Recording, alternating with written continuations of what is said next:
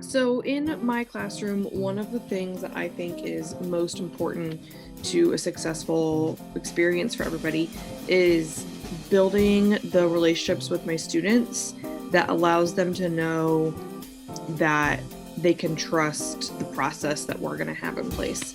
Um, Frequently, the students in my room will be doing things that they haven't done before or be talking about things they haven't done before, and it's talking about things they haven't talked about before. And so it's really important that I spend time building that relationship with them so that they know that it's a safe space. And so then when I ask them to really evaluate things that are important to them, they feel more comfortable with that. Also, throughout the course of, I'm lucky because I have my kids as juniors and then again as seniors, and almost all of them. And so I work hard to set the foundation at the beginning of junior year that the students are going to have a lot of choice in what they do, and that what they care about matters in my classroom. Uh, and so those are two of the main things that I try to focus on.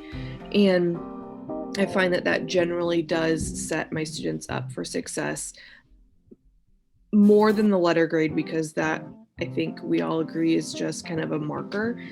More importantly, I think it helps set them up for success in their life and what they're going to be doing. And so I would say that relationship building is the number one thing that I do in my classroom. But then secondly, I really try to include a high percentage of assignments that include student choice. So that way the students can learn how to take what matters to them and then go do something about it. Because that's ultimately those are the students I want to produce for my classroom. It's great if you know how to read or write with correct grammar or spell things. Like, all of those things would be cool. But ultimately, at the end of the day, what I care about producing from my classroom is good humans that can see a problem in the world and then go do something about that problem. So I try to set up my classroom so that it feeds into that, so that it shows my students what I care about, and that they know that what I care about at the end of the day is them. And so that's my key process that I try to do. Another thing that is really important to what I do in terms of my own survival, but also in terms of making my classroom a better place for my students, is I try to build a sense of community, not only in my classroom, but amongst myself and my coworkers. So I frequently try to, talk about the other teachers or things they're doing in other classrooms so that they know that we're not just an island. And then have the students use those pieces to make connections in their own lives, because hopefully they are, one of those skills that we're trying to teach students is synthesis. And so hopefully that we can show them how to synthesize their own life information and put it together into a real world application. One of the things that has been key to my success as a teacher, for myself, has been building that community for me.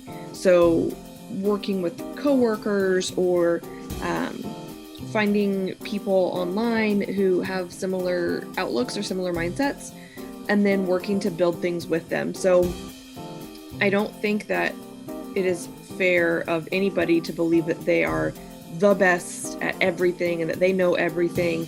That is short-sighted and not the kind of human I am.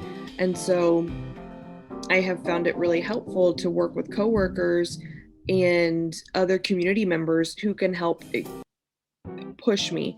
And that is one of the things that I really want from Epic. I really want Epic to be a place where people who want to be the best versions of themselves as teachers can go to their community of Epic members and find the best resources, find the best thought partner, find someone who can constantly challenge them to make their classroom a place that means something to their students.